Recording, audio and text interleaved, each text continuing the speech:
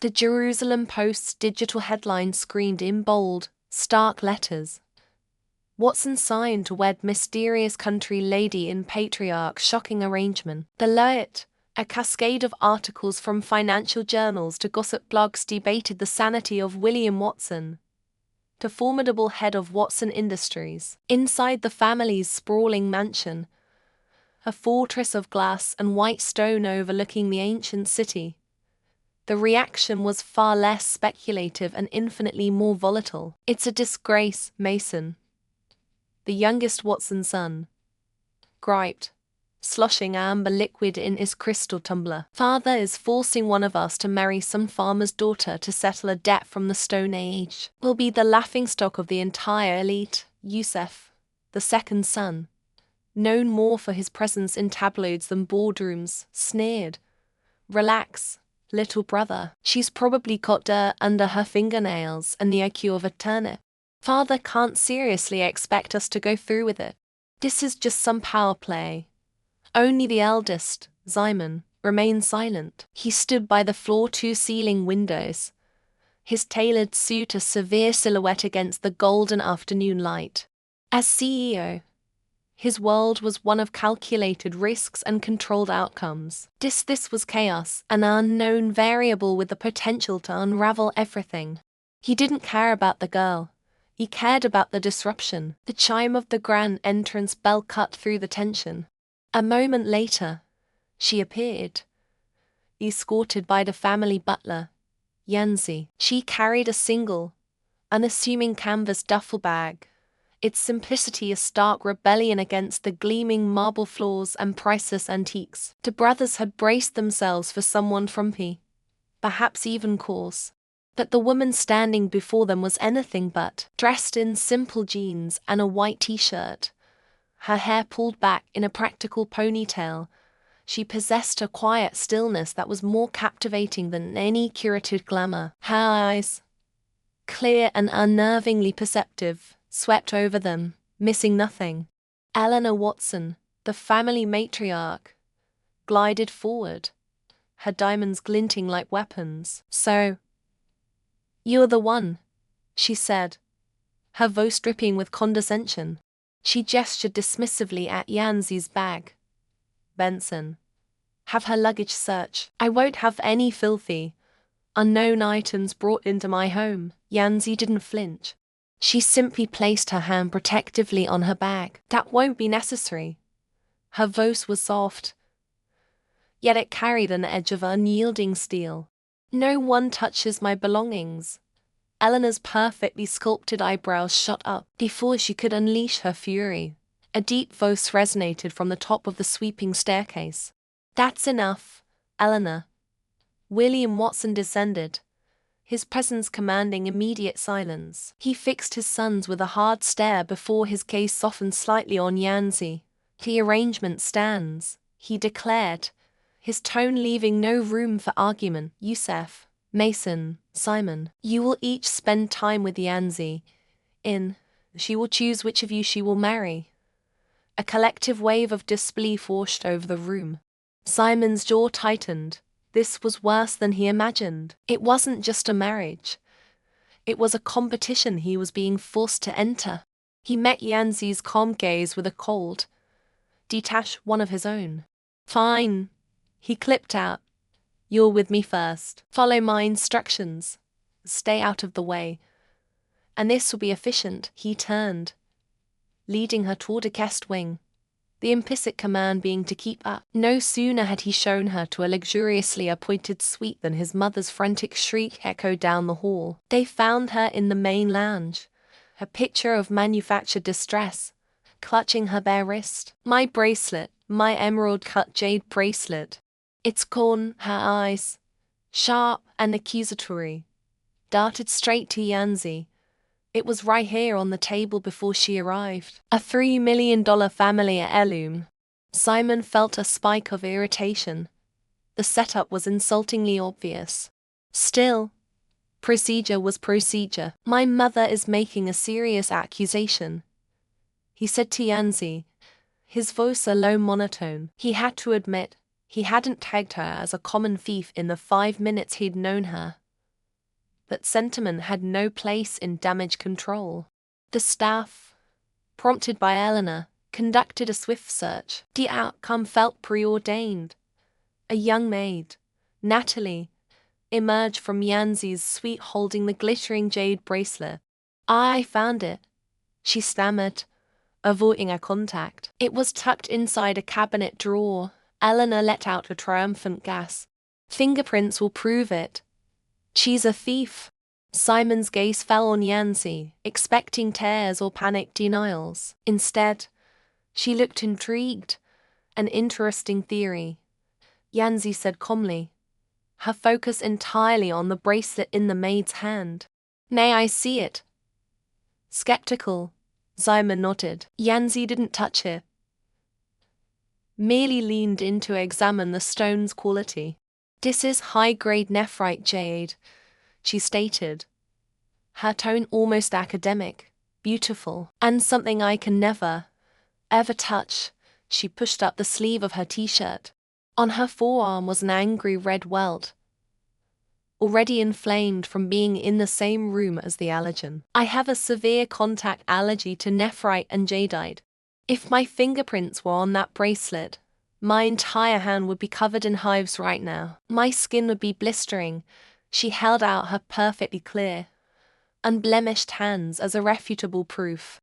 The silence in the room was thick with shock. Yanzi's gaze then shifted, sharp as a scalpel, to the trembling maid. "Natalie Lewis, isn't it? You told Mrs. Watson your mother needed emergency surgery, and she was kind enough to wire a significant sum to your account this morning.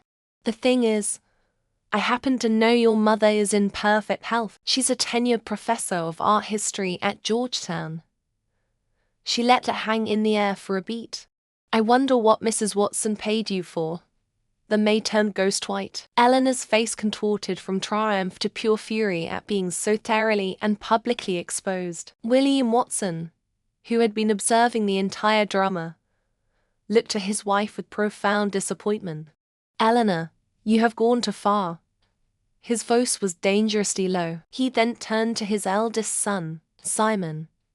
"Take Miss Yanzi to the hospital. Have that reaction looked at immediately." It was an order, but it was also a clear signal of his support and a transfer of responsibility. In the sterile silence of Simon's black Maybach, the city lights blurred past. He drove with an unnerving focus, his knuckles white on the steering wheel. He was reassessing everything. The country bumpkin had just dismantled his mother's scheme with the precision of a corporate strategist. Yanzi broke the silence, a hint of amusement in her voice. "You know, for a man who ordered me to stay out of his way, you're being surprisingly thoughtful. Driving me to the hospital yourself, making sure I'm okay." Simon kept his eyes fixed on the road, a faint flush creeping up his neck. "It was a direct order from my father, was it?" she teased gently. "Or do you just have a considerate side you try very hard to hide?" She leaned back against the plush leather, a small smile playing on her lips. "Whatever it is, I'm starting to like it." He refused to look at her, but he couldn't stop the corner of his own mouth from twitching. The unknown variable was proving to be far more than he bargained for. And, to his profound alarm, he found he wasn't entirely opposed to it. The sterile white of the hospital corridor felt a world away from the opulent halls of the Lancaster estate. Youssef, the surgeon, adjusted his glasses, his expression a mixture of clinical concern and fraternal warning. "Look, Yanzi, I'm just saying you should be careful with Simon. He's efficient. That's the kindest word for it. In business and in life, everything is a transaction." He leaned against the wall, his crisp scrubs crinkling. "Mason is the better choice. He's an idiot, but a harmless one. He's all flash, no follow-through. You'd be safe with him." Yanzi's lips curved into a playful smile, a brief flicker of light in her otherwise guarded eyes. "What if I choose you?" Youssef blinked, caught off guard.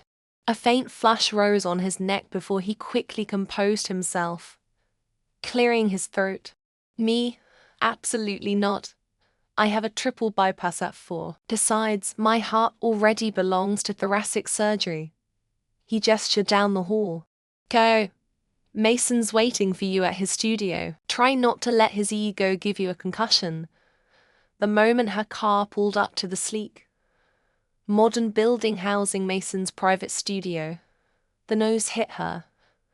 It was a wave of pure vitriol. A crowd of 100 young women, armed with professionally printed signs and coordinated chants, had formed a blockade at the entrance. Country bumpkin, go home. Mason belongs to US. Don't ruin his career. They swarmed her car, pressing their angry faces against the glass. Yanzi felt a familiar, weary calm settle over her. This was the opening act of every drama she'd ever been forced into. She simply waited until security parted the sea of screaming fans, and stepped out with an unbothered grace that only infuriated them further. Inside, the practice room was a cavernous space with floor-to-ceiling mirrors. Mason Lancaster was in his element, preening in the reflection. He turned, a look of profound disdain marring his idol-perfect features. So, you're the charity case Cramper saddled us with. He circled her, his appraisal as insulting as any of the chant outside. I have to admit, I don't get it. You're not ugly, but you're plain. What magic trick did a country bumpkin like you use to get my grandfather's attention? Yanzi met his gaze in the mirror, her expression unreadable. Can you rap? The question was so out of left field that Mason stopped his circling. What? Or play basketball, she added, her tone casual, as if inquiring about the weather. He scoffed, a flicker of irritation in his eyes. He wasn't used to being thrown off script. This was supposed to be his scene, his chance to put her in her place. I don't need gimmicks. He decided to switch tactics, moving closer until he was invading her personal space. He lowered his voice to the husky whisper that made his fans faint. I have this. He leaned in, expecting her to blush, to stammer, to shrink away. Yanzi didn't move a muscle. She simply looked at him, her gaze so placid it was unnerving. Are you done? The rejection was more potent than a slap. Mason's charm fizzled out, leaving a raw, wounded pride in its wake. He straightened up, his face hardening. You know what? I want an apology from you for being so rude, and from them. He gestured wildly toward the door. For thinking you're even a remote threat to me. Why would I apologize for not being interested? Yanzi countered, her voice quiet but firm. And why would they apologize for being loyal to you? She tilted her head. Instead of demanding apologies, why don't you show me what you're so famous for? Show me your best skills. Impress me. The challenge hung in the air, electric and absolute. The power dynamic in the room had irrevocably shifted. Mason, the superstar idol, was now the one being asked to audition. His jaw tightened, a muscle twitching in his cheek. He was about to retort when his manager burst in, frantic. Mason, we have a disaster. Anya just cancelled. She's stuck in another country. The music video shoot is in 2 hours. Chaos erupted. Mason's anger at Yanzi was momentarily forgotten, replaced by panic. The director, a harried man with a visionary's eye, stormed in moments later. He took in the scene, his gaze sweeping past Mason and landing on Yanzi. He froze, his eyes widening slightly as he studied her bone structure, the quiet intensity in her stance. The director said, pointing. She'd do. What? Mason spluttered. Director Chen. She's a nobody.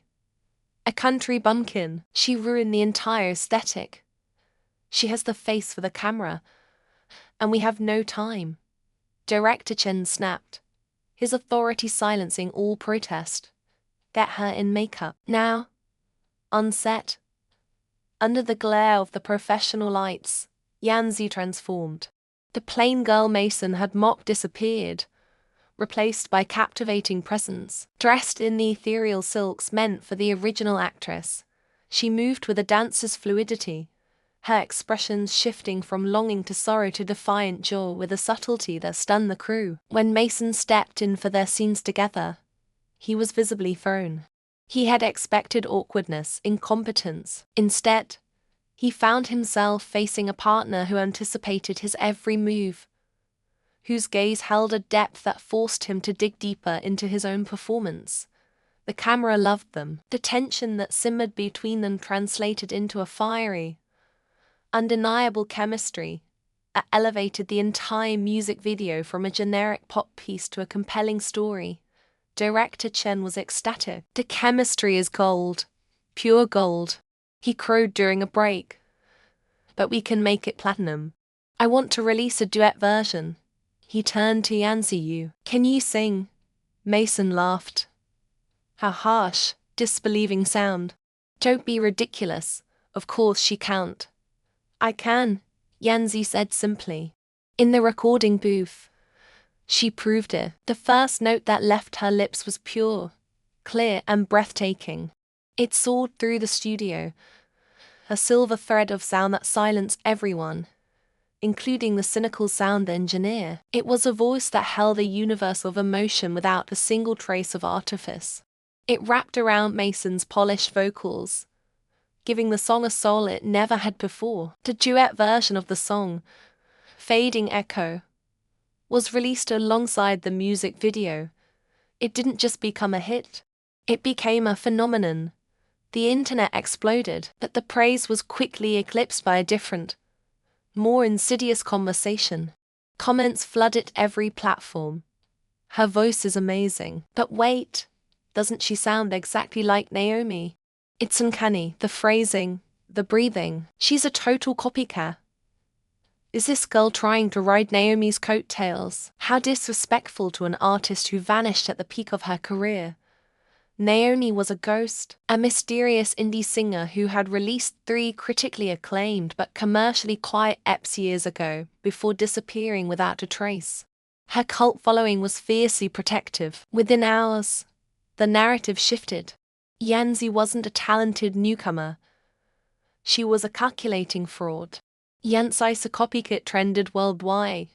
Sales of Fading Echo stalled, then plummeted. Mason's carefully cultivated reputation was being dragged through the mud right along with her.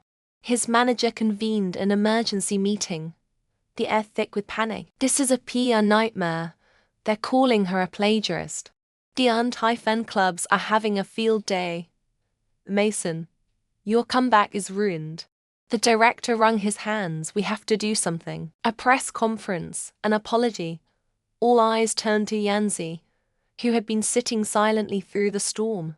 "Apologize," Mason's manager urged, his voice strained. "Just say you were deeply inspired by Naomi, and that you're sorry if the resemblance was too close. It's the only way to salvage this." Yanzi finally looked up, her gaze steady and unwavering. She met each of their frantic stares, a quiet strength radiating from her that was more powerful than all their no's. "No," she said, her voice clear and devoid of doubt. "I have done nothing wrong." The air in the Watson family drawing room was thick enough to choke on. Accusations flew like poisoned darts, all aimed at Yanzi, who sat on a velvet armchair, a picture of unnerving calm amidst the storm. The online controversy surrounding her alleged plagiarism of the mysterious musical prodigy Naomi had reached a fever pitch, and the family demanded she fall on her sword. "You've dragged the Watson name through the mud." Mason, the youngest brother and an ardent Naomi fan, spat, his face flushed with righteous fury. "You will issue a public apology to Naomi immediately. A country bumpkin like you isn't fit to even mention her name, let alone steal her work." Simon, leaning against the mantelpiece, remained silent, his gaze fixed on Yanzi. He'd watched her weather their scorn for weeks. But this was different. This was a public humiliation, and he felt a flicker of something he couldn't name: pity, perhaps, or a grudging respect for her composure. Yanzi finally lifted her eyes, her gaze sweeping over each contemptuous face before landing on Mason. A small, almost imperceptible smile touched her lips. An apology, she repeated softly, the quiet word cutting through the hostile clamor. Sorry. But that's not possible, she paused, letting the silence stretch until it was taut with anticipation. I'm Naomi. The declaration dropped into the room like a stone into a silent pond. For a full 3 seconds, no one moved. Then Mason let out a bark of incredulous laughter. You're Naomi. That's the most ridiculous lie I've ever.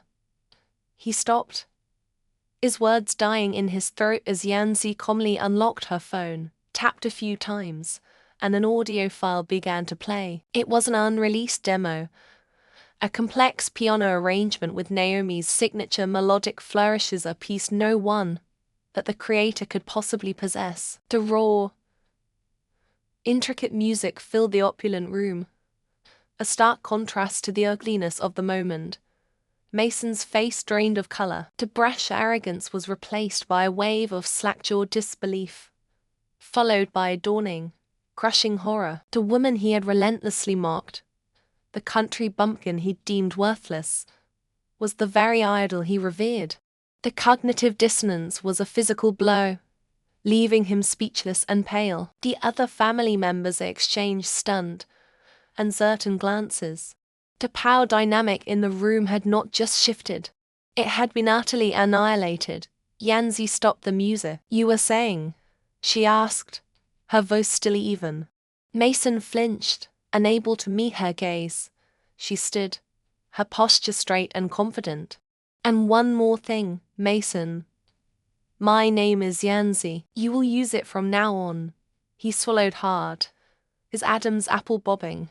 Yanzi, he mumbled, the word tasting like gash in his mouth. From his vantage point, Simon watched the entire exchange, a profound reevaluation taking place within him.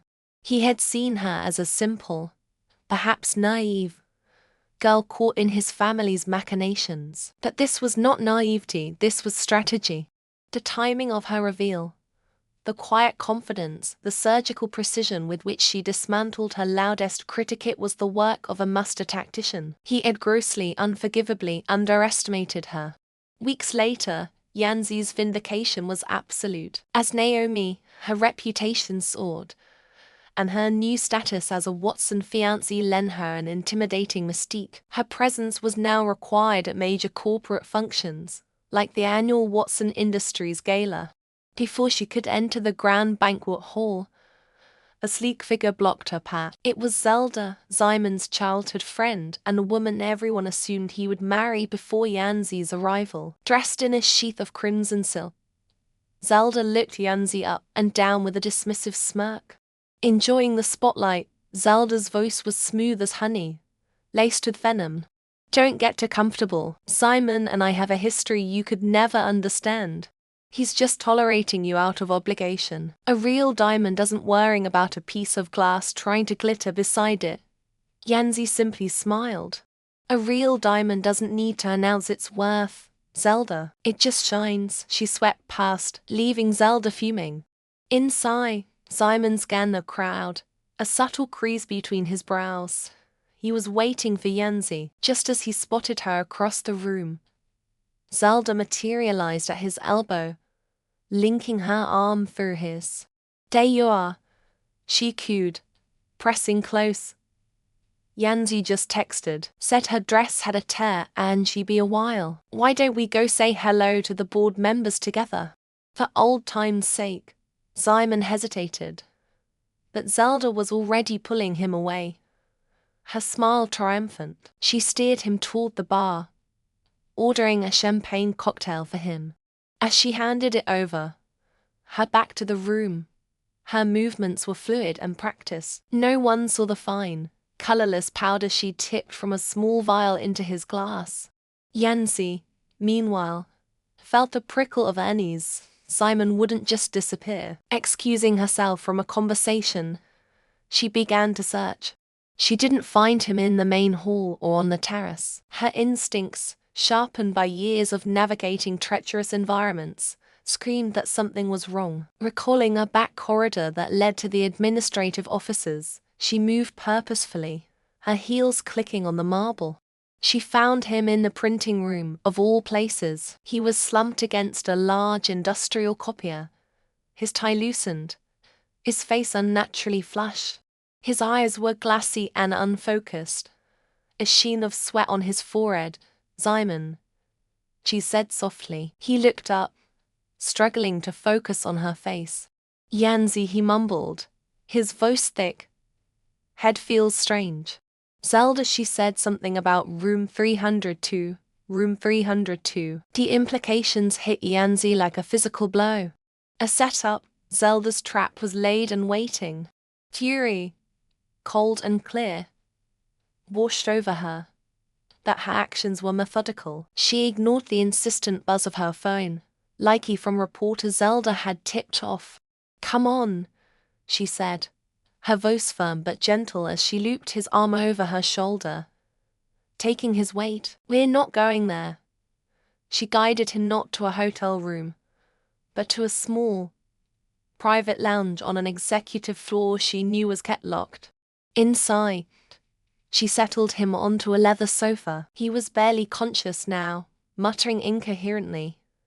But as she gently wiped his brow with a cool, damp napkin, he instinctively leaned into her touch. A flicker of trust in his vulnerable state. She watched over him through the long hours of the night, a silent guardian in the hushed, still room. The next morning, Simon woke to a pounding headache and a fragmented memory. He was on a sofa, a jacket draped over him. Yanzi sat in a chair opposite, reading a financial report on her tablet as the morning sun streamed through the window. "What happened?" he asked, his voice raw. Yanzi looked up, her expression neutral. She didn't launch into an accusation. She simply stated the facts. "You were drugged. Last I saw, you were having a drink with Zelda. You mentioned she wanted you to meet her in room 302. She let the pieces hang in the air between them, her gaze steady and unwavering. She had saved him from the trap, but she wouldn't expose the architect. That was a discovery he had to make himself." The air in the abandoned warehouse was thick with the stench of mildew and decay. Yanzi sat bound to a chair, her expression a mask of placid indifference that infuriated her captors. Zelda's instructions had been clear. Rough her up, terrify her, make her understand her place. "You know, the Watsons are already drawing up the divorce papers," the lead tug sneered, circling her like a vulture. "Zelda told us, once we're done with you, they'll toss you out like the trash you are." A country bumpkin playing princess. His two accomplices snickered, one of them brandishing a wicked-looking utility knife. Yanzi's eyes followed the glint of the blade, but no fear registered on her face. Instead, a slow, chilling smile touched her lips. "That's a shame," she said, her voice eerily calm. "I was so looking forward to the wedding night." She paused, letting the silence stretch before adding, "Though I suppose my premarital health exam results would have ended things anyway." The lead thug stopped his circling. "What are you talking about?" Yanzi met his gaze, her own eyes dark and fathomless. "You know, the standard tests. They found something," she sighed. "A theatrical display of melancholy. HIV. It's a bit of a deal breaker." Apparently, the air went still. The knife-wielding goon froze, his hand trembling slightly. The third man took an involuntary step back, his face paling under the grime. "You're lying," the leader stammered, his bravado dissolving into a puddle of unease. "Am I?" Yanzi's smile widened, becoming predatory. "I'm already a dead woman walking. At this point it'd be nice to have someone accompany me in hell." The threat, delivered with such serene conviction, landed like a physical blow. The men exchanged horrified glances. The thought of a hefty paycheck from Zelda was instantly eclipsed by a primal, life-altering fear. Touching her was no longer a job. It was a death sentence. Miles away, Simon's car tore through the city streets, its engine a desperate roar. Beside him, Howard Woods was a statue of grim efficiency, navigating from a glowing tablet. He had called Simon the moment the distress signal from Yanzi's custom-made ring activated. His voice stripped of its usual deference, replaced by raw urgency. Simon's knuckles were white on the steering wheel. An icy dread he'd never experienced before cawed at his gut. He had spent weeks dismissing her, belittling her, viewing her as an inconvenient pawn, but the thought of her in actual danger, hurt and alone, ignited a furious, protective instinct that shocked him with its intensity. He burst through the warehouse doors a moment before the police Howard had summoned. The scene that greeted him was bizarre. 3 thugs cowering in a corner, and Yanzi, still tied to the chair, looking utterly unfazed. "Took you long enough," she remarked dryly, as Simon rushed to untie her. One of the kidnappers, jolted into action by their rival, made a last, desperate lunge. Simon shoved Yanzi behind him, taking the brunt of the man's flailing attack. A sharp pain seared his forearm as the utility knife, still clutched in the goon's hand, sliced through his suit jacket and into his skin. He barely registered it before the police swarmed in, subduing the men with professional force. "You're hurt?" Yanzi's voice cut through the chaos. The cool detachment was gone, replaced by genuine concern. Before he could protest, she had torn a clean strip from the hem of her blouse and was deftly, expertly wrapping the gash on his arm. Her touch was firm and steady, a stark contrast to the violent turmoil of the past hour. The scent of her subtle mix of wildflowers and clean cotton filled his senses, grounding him. In the sterile silence of his car moments later, the adrenaline began to fade, leaving a trail of unanswered questions. "Howard Woods," Simon said, his voice tight as he drove away from the scene. "He's the one who called me. You two seem very close." The words tasted like acid. He wasn't just curious. He was jealous. And the realization was unsettling. Who was this woman? Yanzi finished adjusting the makeshift bandage on his arm, her fingers lingering for a moment. She looked at him, a flicker of amusement in her eyes. "Howard is my assistant," Simon scoffed. "An assistant with the resources to track you globally and scramble a police unit in minutes. What kind of assistant is that?" Yanzi leaned back against the leather seat, turning her head to face him fully. The city lights cast fleeting shadows across her face, making her seem both familiar and like a complete stranger. She decided the time for games was over. "The kind of assistant who works for the CEO of KY Company," she stated, her tone simple and direct.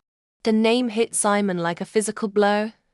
Key Company, the enigmatic, titanically successful tech and investment firm that had appeared out of nowhere 5 years ago, run by a reclusive and notoriously brilliant CEO known only by their initials, a company Watson Corporation had been trying to partner with for over a year. He stared at her, his mind struggling to connect the dots. The country bumpkin who couldn't use a coffee machine, the unrefined woman who wore simple clothes, the target of his family's derision. All of it was a lie, a meticulously crafted facade. He breathed, his entire worldview tilting on its axis. "You're KY, Yanzi Kai," she corrected softly. "Now, let me ask you a question, Simon. You've known Zelda since you were children. Are you so certain the sweet, innocent girl you remember is the woman she is today?" The question haunted him for the rest of the day, echoing in the sterile, high-stakes atmosphere of the Watson Corporation boardroom. He sat opposite the executives from Mendis Corporation, his injured arm a dull, throbbing reminder of the day's chaos. Yanzi was beside him, no longer as his pretend fiancé, but as a silent, observant partner. The Mendis CEO, a pompous man named Arthur, gestured dismissively at the jewelry design proposal on the projector screen. "With all due respect, Simon, This design is quaint. It lacks the aggressive branding we're known for. My team feels it's the work of an amateur. The design was Yanzi's. It was the project she had been working on. The one his own family had mocked. Old Simon would have agreed, sacrificing the design for the sake of a profitable partnership. But he wasn't the old Simon. He stood up, his movement sharp and decisive, commanding the room's attention. "This meeting is over," he said, his voice cold as steel. "Watson Corporation will not partner with anyone who fails to recognize true talent and shows such blatant disrespect to my associate." Arthur's jaw dropped. Before he could retort, Yanzi spoke, her voice clear and confident. "Perhaps Mendes Corporation is simply the wrong fit," she said, addressing Simon but letting her words carry across the table. "A brand that values aggression over artistry wouldn't understand this vision." She then turned her gaze to the stunned Mendes team. "However, I know a company that would." She slid a sleek, black business card across the polished mahogany table toward Simon. It bore nothing but two gold letters. "KY. Key Company will co-fund this project," Yanzi announced. "We will absorb all financial risk and guarantee Watson Corporation a 50% share of the net profits. I will personally oversee the venture."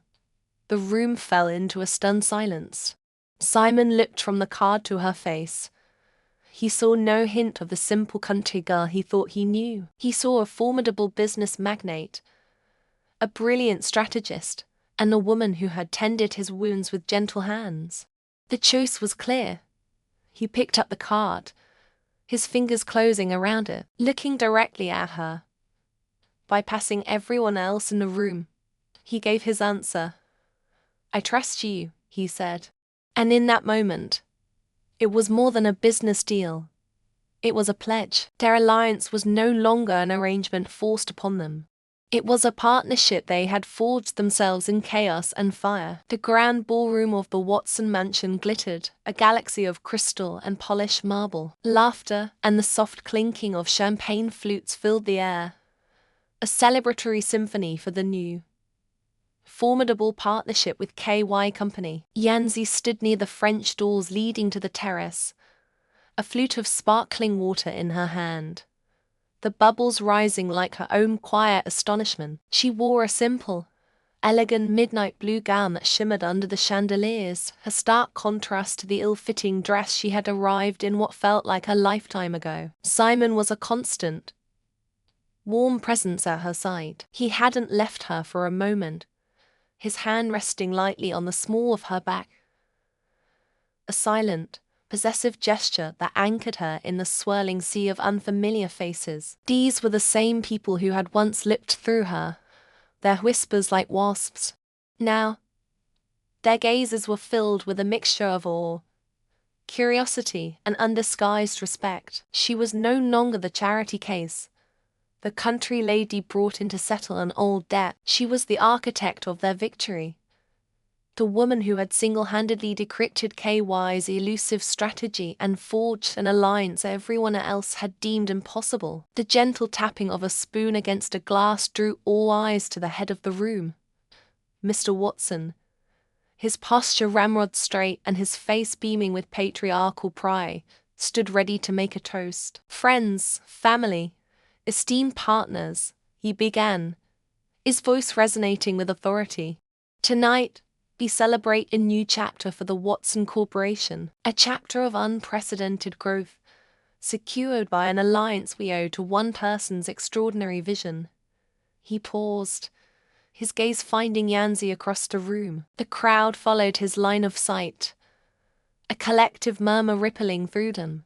"When I honored my father's promise and brought Yanzi here," he continued, his tone softening, "I did so out of duty. I believed I was giving her a future. I was wrong." He let the words hang in the air, a public admission of his own short-sightedness. She was the one giving us a future. Her brilliance, her tenacity, and her integrity have not only saved this family from a critical misstep, but have propelled us forward. She is more than a fiancée to my son. She is a pillar of this family's legacy.